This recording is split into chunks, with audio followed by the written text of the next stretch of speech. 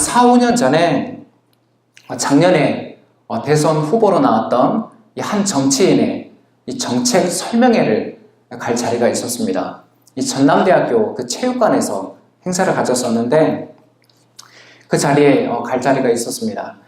특별히 이 정치인은 정치권에 데뷔한 지 그 당시에 정치권에 데뷔한 지 얼마 안 된 그런 신인이었기 때문에 아주 많은 그런 주목을 받았었습니다.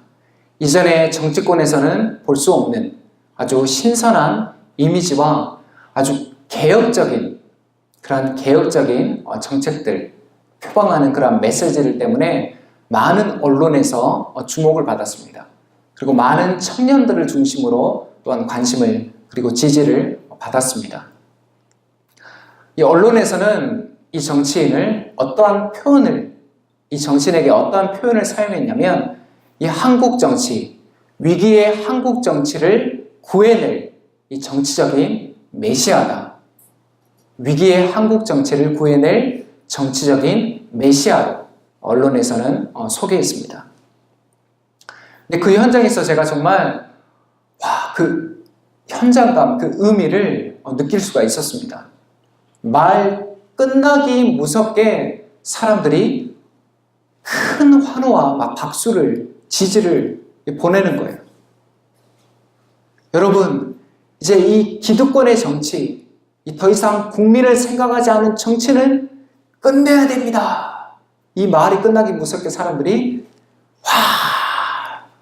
이 박수와 이 우레와 같은 그런 함성을 보낸 것입니다.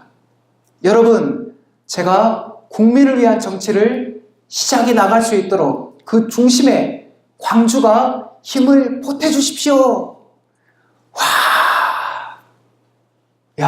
정말 이 정치적인 메시아, 그 단어가 딱 들어맞았어요.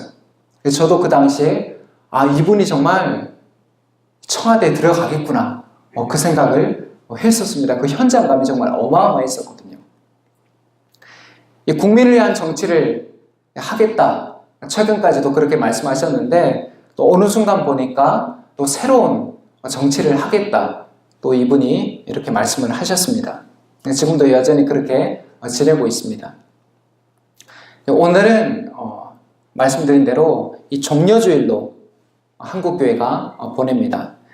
이 종려주일은 부활절 한 주 전 일요일이죠. 특별히 우리 예수님께서 십자가 죽음을 위해서 예루살렘에 입성하는 날을 기념하는 절기가 바로 종려주일입니다. 특별히 종려주일이라고 부르는 것은 예수님께서 이 나귀를 타시고 예루살렘에 입성할 때, 이 화면에 보이시죠? 예루살렘에 들어오실 때 많은 군중들이 뭘 가지고 예수님을 환영했습니까? 예수님 맞이했습니까? 이 종려나무 가지를 흔들면서 예수님을 환영한 그 일에 기원을 두고 있습니다. 오늘 우리가 읽은 본문, 이 마태복음 21장 1절에서 11절은 이 세 부분으로 구성되어 있습니다. 1절에서 5절 말씀은 이 나귀 새끼와 예언에 대한 말씀이고 6절에서 9절 말씀은 예수님의 예루살렘 입성하시는 그 장면을 담고 있습니다. 마지막으로 10절에서 11절은 예루살렘의 반응에 대해서 마태가 기록하고 있습니다. 예수님께서 오늘 예루살렘에 입성하실 때 군중들이 무엇을 들고 예수님을 환영했다고요? 종려나무 가지를 들고 예수님을 환영했습니다. 오늘 우리가 읽은 마태복음에는 이 나뭇가지로 번역을 하고 있는데 요한복음 12장 13절에 살펴보면 이 종려나무 가지라고 정확하게 그렇게 기록되어 있습니다. 그런데 많고 많은 그 나무 가지들 중에 왜 하필 이 종려나무 가지일까? 그런 의문이 들기도 합니다. 그것은 이 종려나무 가지가 이 상징하는 그 뜻을 우리가 살펴보면 알 수 있습니다. 이 종려나무는 대추 야자나무입니다. 근데 그 특징이 이 곱고 수려하게 뻗은 이 외형 때문에 영광, 그리고 아름다움, 그리고 기쁨과 승리를 상징했습니다. 특별히 예수님 당시에는 이 전쟁을 승리로 이끌고 개선하는 이 도시로 들어오는 왕이나 이 전쟁 영웅을 환영하는 그 행사 때 바로 이 종려나무가 사용됐습니다. 오늘 본문에서 예수님을 맞는 무리들이 지금 어떻게 행동하고 있습니까? 이 8절에 보면 종려나무 가지를 꺾어다가 길에다가 깔고, 그리고 9절에는 예수님을 앞뒤로 이 에워싸는 군중들이 환호성을 외치면서 예수님을 맞이하고 있습니다. 뭐라고 지금 무리들이 외치고 있습니까? 호산나 다윗의 자손께 복되시다. 호산나 다윗의 자손께 복되시다.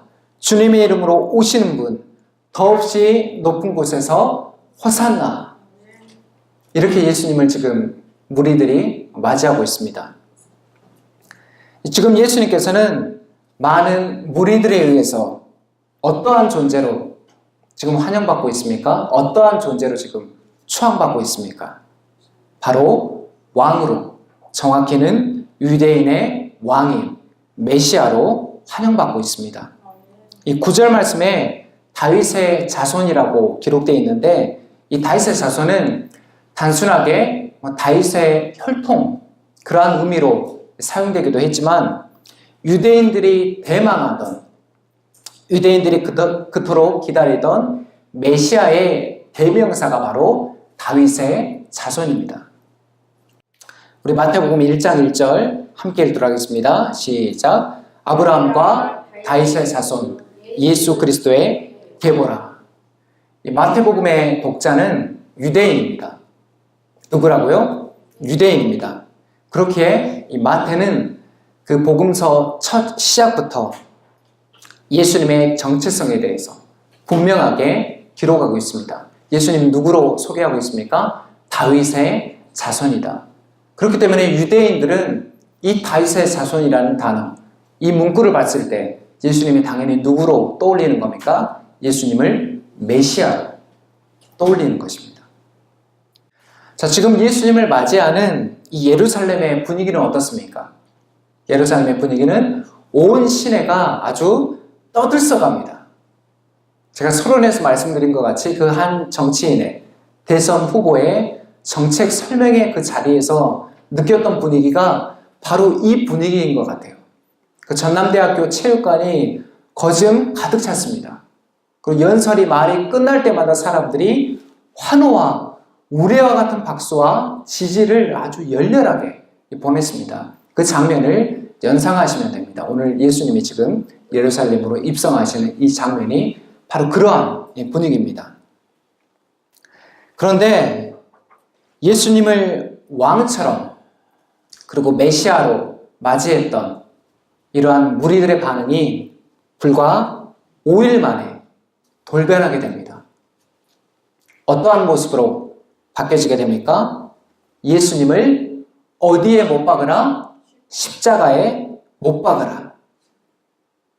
무리들이 불과 이토록 예수님을 극진히 환영했던 그 무리들이 불과 5일 만에 이 180도 다른 모습으로 돌변했던 이유는 단 한 가지입니다. 지금 예수님을 다윗의 자손, 메시아로 고백하고 있지만 결론적으로 그들이 기대했던 이 메시아의 모습과 예수님의 사역이 달랐기 때문입니다. 이 군중들이 180도 돌변했던 이유가 뭐라고요? 그들이 기대했던 메시아의 모습과 예수님의 모습이 전혀 달랐기 때문입니다. 그렇다면 1세기 당시에 유대교는 어떤 메시아 사상을 가지고 있었나? 이것을 우리가 먼저 살펴봐야 됩니다. 이 유대교의 메시아 사상은 한마디로 다윗의 재현이었습니다. 사무엘하 우리 7장 12절 말씀 함께 읽도록 하겠습니다. 시작. 내 수완이 차서 내 조상들과 함께 누울 때 내가 내 몸에서 날 내 씨를 내 뒤에 세워 그의 나라를 견고하게 하리라. 아멘. 참고로 사무엘하 7장 12절에서 14절 말씀은 나단의 신탁, 나단의 신탁이라고 불리는데 이 말씀은 유대교의 메시아 사상, 유대인들이 이해하고 있는 그 메시아 사상을 이해하는 데 있어서 핵심적인 아주 중요한 그런 본문입니다. 하나님께서는 나단 선지자를 다윗에게 보내서 다윗과 이 약속을 맺습니다.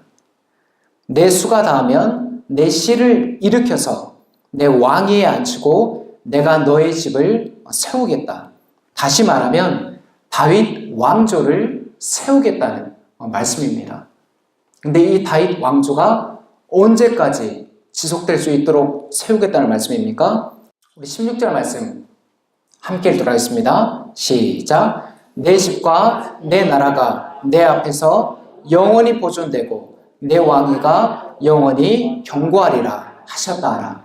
아멘. 다윗 왕조를 언제까지 하나님이 붙잡아 주시겠다고 지금 나단 선지자를 통해서 약속하십니까? 영원히. 하나님께서는 다윗 왕조가 영원히 보존되리라고 약속하셨습니다.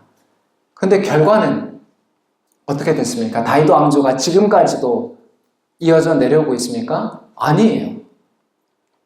주전 586년에 이 바벨론의 침략으로 말미암아 다윗 왕조는 완전하게 멸망당하고 맙니다.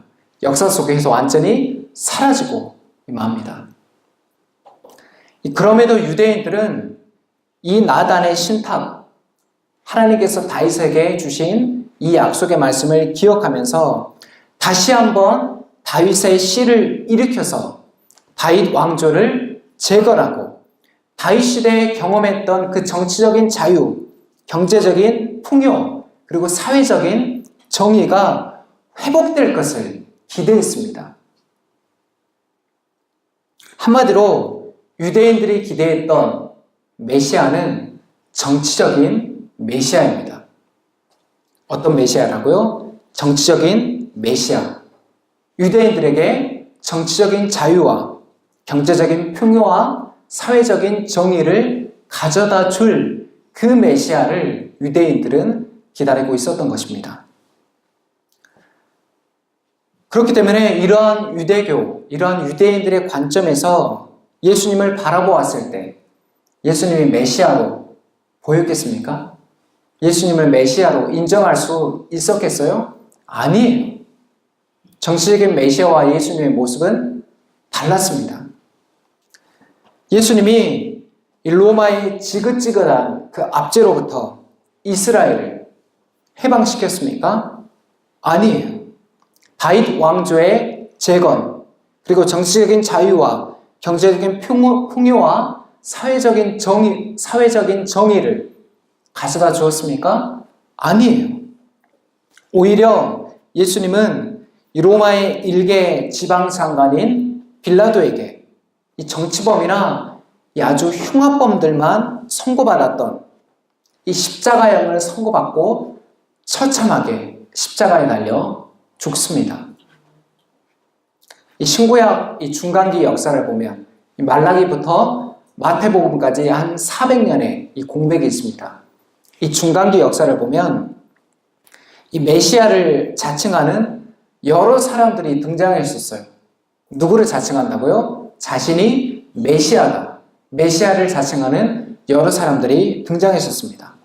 하지만 이 모든 사람들은 다윗 왕조를 재건하지 못하고 모두 역사 속으로 사라졌습니다. 물론 이 신구약 이 중간기에 이스라엘이 일시적으로 독립하는 그러한 역사가 일어나기도 합니다. 하지만 그 독립은 잠깐이었고 다시 페르시아와 로마의 지배 아래로 들어가게 됩니다. 그렇게 유대인의 관점에서는 예수님도 이러한 짝퉁 메시아, 그리고 좀 더 좋은 평가는 선지자 중에 하나로 그냥 여겨지게 되는 것입니다. 유대교의 메시아 사상을 살펴봤다면 우리가 두 번째로 살펴볼 것은 우리 그리스도교, 우리 기독교의 메시아 사상입니다. 이 마태복음 21장 4절에서 5절 말씀 우리 함께 읽도록 하겠습니다. 시작. 이것은 예언자를 시켜서 하신 말씀을 이루시려는 것이었다. 시온에 딸에게 말하여라. 보아라, 내 임금이 내게로 오신다. 그는 온유하시어 나귀를 타셨으니 어린 낙이 곧 멍에 매는 짐승의 새끼다. 오늘 본문의 4절, 5절 말씀입니다. 4절에 이것은이라고 나와 있는데 예수님께서 제자들에게 나귀 새끼를 데려오라고 하시는 그 장면입니다. 그런데 마태는 예수님의 이 행동이 나귀를 데려오라고 하는, 그리고 나귀를 타시는 이 행동이 무엇을 이루는 것이라고 지금 설명하고 있습니까? 예언자를 시켜서 하신 말씀을 이루시는 것이라고 지금 말씀하고 있습니다. 예언자를 시켜서 하신 이 말씀, 이 5절 말씀은 구약성경 스가랴 9장 9절을 인용하고 있는 그러한 말씀입니다. 예수님께서 새끼 나귀를 왜 타셨을까요?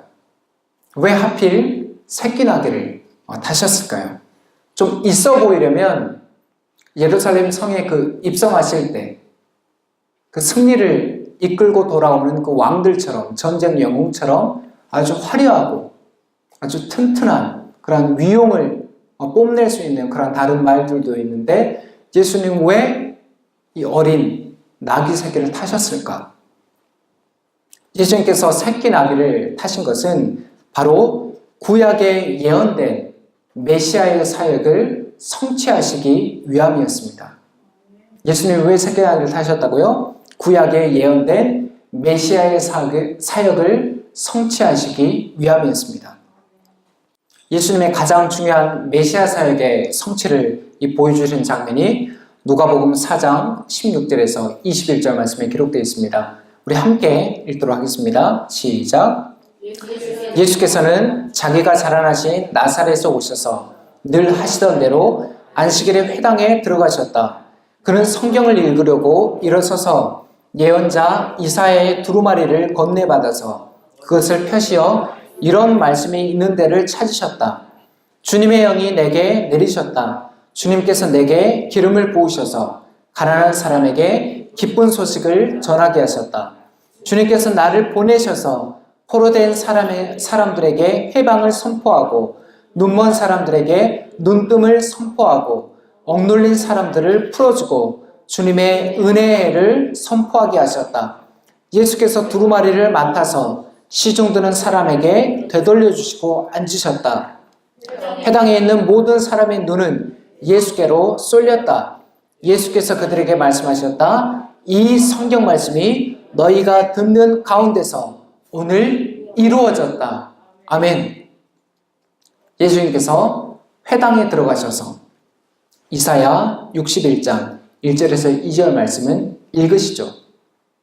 그런데 여기에 예언된 이 메시아의 사역이 지금 누구를 통해 이루어지고 있다는 것입니까? 바로 당신을 통해서, 바로 자신을 통해서 지금 그 자리 가운데 이루어지고 있다는 것입니다.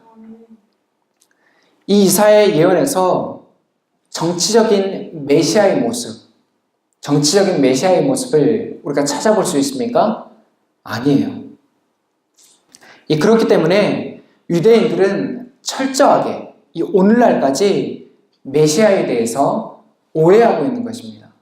여전히 유대인들은 누구를 기다리고 있습니까? 메시아를 기다리고 있습니다. 우리 말씀 한 구절을 더 살펴보도록 하겠습니다. 이사야 53장 5절에서 6절 말씀입니다. 시작. 그가 찔림은 우리의 허물 때문이요 그가 상함은 우리의 죄악 때문이라. 그가 징계를 받음으로 우리는 평안을 누리고 그가 채찍에 맞음으로 우리는 나음을 받았도다. 우리는 다 양 같아서 그릇 행하여 각기 제 길로 갔거늘 여호와께서는 우리 모두의 죄악을 그에게 담당시키셨도다. 아멘. 이사야 53장에 예언된 이 메시아의 모습은 영광받는 종의 모습입니까? 고난받는 종의 모습입니까? 고난받는 종의 모습입니다. 메시아가 받는 고난과 형벌은 자신의 죄로 인한 고난입니까? 아니에요. 인류의 대속을 위한, 우리를 위한 고난입니다. 오늘 예수님께서 예루살렘으로 입성하는 이유가, 예루살렘으로 들어오시는 이유가 무엇입니까? 유대인들이 기대하던 그 메시아의 사역, 로마의 압제로부터 이스라엘을 해방케 하는 그러한 정치적인 사역을 예수님이 하시기 위해서 지금 예루살렘으로 들어오시는 겁니까? 아니에요. 이미 제자들에게 예수님은 세 차례나 예고하셨습니다. 당신이 예루살렘으로 들어가서 무엇을 지겠다고요? 십자가를 지겠다. 그렇기에 이 그리스도교의 메시아 사상은 무엇입니까? 우리를 위하여 십자가에서 대속적인 이 죽음, 자신의 생명을 내어주시고 부활하신 그 메시아, 바로 이 메시아의 모습이 우리가 믿는 그리스도교의 메시아 사상입니다. 이 세 번째로 살펴볼 것은 이 메시아 예수를 따라가는 오늘날 교회 공동체의 모습은 어떠한가? 그 모습입니다.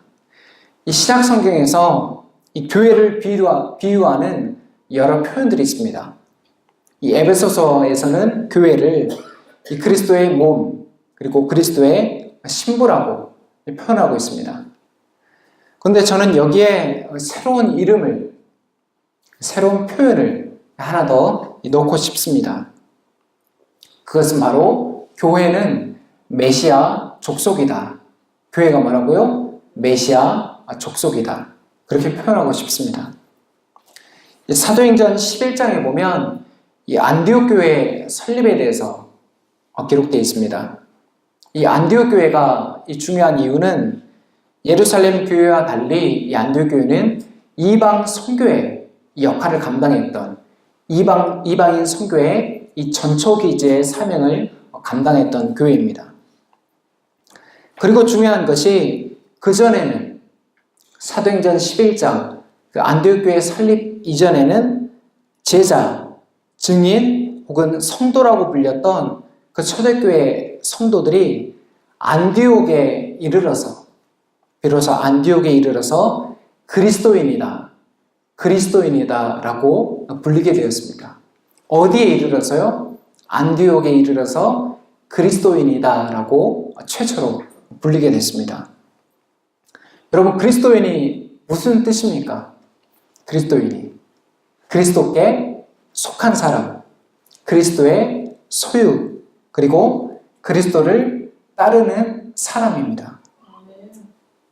이 그리스도가 구약에 무슨 단어와 같다라고 말씀드렸습니까? 메시아와 그리스도는 같은 단어입니다. 같은 뜻입니다. 그렇기에 그리스도인을 메시아파 혹은 메시아 족속이라고도 우리가 부를 수 있는 것입니다. 그렇다면 오늘날 이 교회, 예수 메시아를 따라가는 이 메시아 족속은 이 세상 속에서 어떠한 역할을 감당해야 될까요? 그것은 예수 그리스도, 예수가 이 그리스도이시다. 곧 예수가 메시아 되심을 선포하는 것입니다. 어떠한 역할을 우리는 감당해야 된다고요? 예수가 그리스도이시다. 그리고 예수가 메시아 되심을 선포하는 것입니다. 더 정확하게는 예수께서 가르치시고 가져오신 하나님의 나라를 증거하는 것입니다. 마가복음 1장 15절 말씀, 우리 연초에 6번의 이 강해를 걸쳐서 이 말씀을 전했었습니다.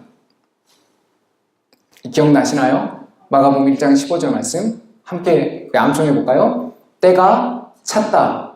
하나님의 나라가 가까이 왔다. 회개하여라. 복음을 믿어라. 아멘.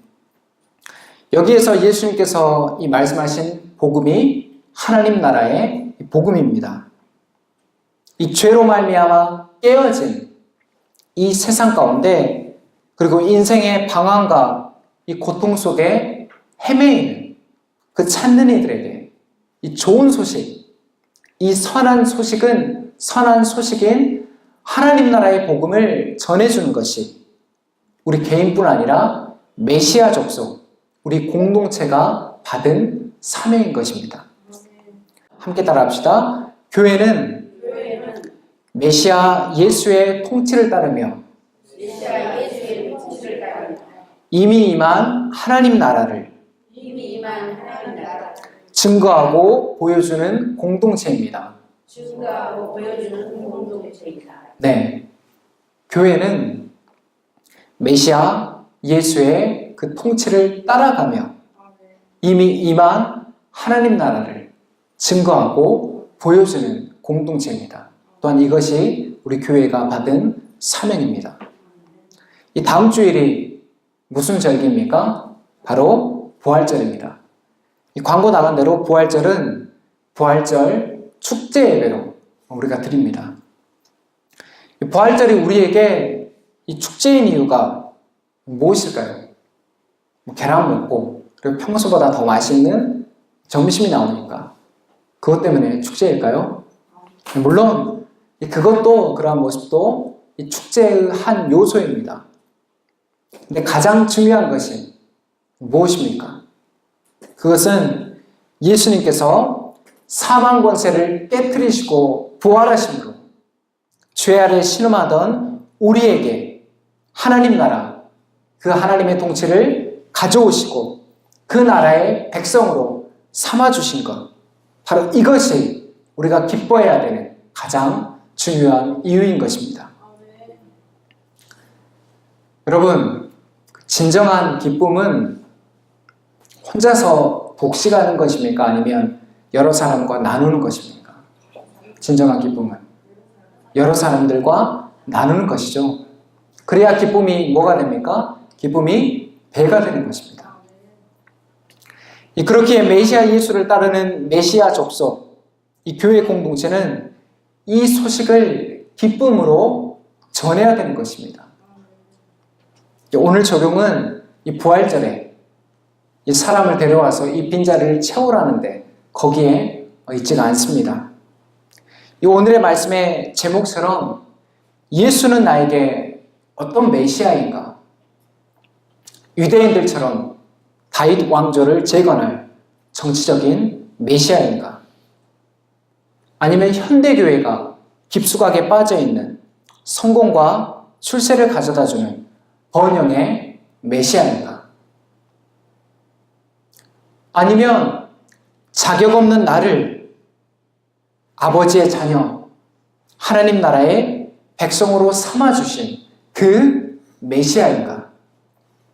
이것이 이번 한 주간 우리가 곰곰이 생각하며 묵상해봐야 할 포인트입니다. 예수가 나에게 어떤 메시아인가? 이 질문이 선명해지고 명확해질 때 메시아 족속, 이 메시아를 따랐던 제자들처럼 자연히 우리도 누구를 증거하게 될까요? 메시아 예수를 증거하게 됩니다. 메시아 예수가 가르쳤던 하나님의 나라에 대해서 우리도 증거하게 될 것입니다. 요한복음 5장에 보면 누가 등장합니까? 수가성 여인이 등장합니다. 아주 유명한 이야기죠. 이 수가성 여인도 누구를 기다리고 있었습니까? 메시아를 기다리고 있었습니다. 예수님과 대화를 나누던 가운데서 우리도 메시아 그리스도를 기다리고 있습니다라고 예수님과 대화 중에 얘기를 해요. 그러니까 예수님 뭐라고 얘기해요? 지금 너와 이야기를 나누고 있는 내가 그이다. 내가 누구라는 거예요? 내가 그 메시아다라고 예수님이 말씀하시는 거예요. 그 결과 이 메시아 되신 예수님을 만난 이 수가성 여인의 삶은 어떻게 변하게 됩니까? 그 물동이를 버려두고 동네로 돌아가서 사람들에게 자신이 누구를 만난다고 얘기해요? 내가 메시아를 만났다.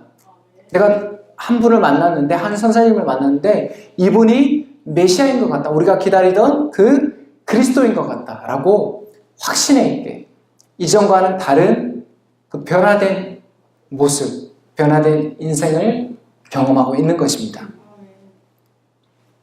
이 말씀을 정리하겠습니다. 내일부터 한 주간 고난주간 기도회가 시작됩니다. 이 그리스도교회의 복음은 이 십자가 없는 부활은 없습니다. 십자가 없는 영광도 없습니다. 이 오늘날 교회가 타락하는 여러 이유들 가운데 이 하나가 십자가 없는 부활, 십자가 없는 영광을 가르치기 때문입니다. 가능하나요? 우리 주님께서 십자가를 건너뛰시고 그 죽음과 그 고통의 문제를 건너뛰시고 단순하게 부활로만 영광을 받으셨습니까? 아닙니다. 이사야 53장에 예언된 그 메시아의 모습대로 그가 찔림은 누구의 허물을 인하며 우리의 허물을 인함입니다. 온 인류의 대속을 위해서 친히 속죄 제물이 되신 것입니다.